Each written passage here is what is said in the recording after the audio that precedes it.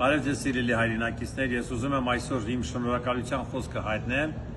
մեր ոստիկաններին, երեք գիշերը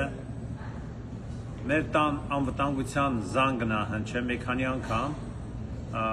տարբեր պատճառներով մենք իմացել ենք, որ մեր տունը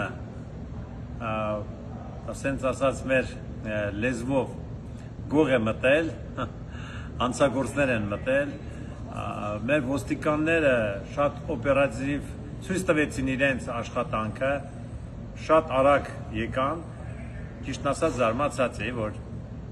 3 րոպեվա ընթացքում զանգից հետո իրենք եղել են դեպքի վայրը։ Մենք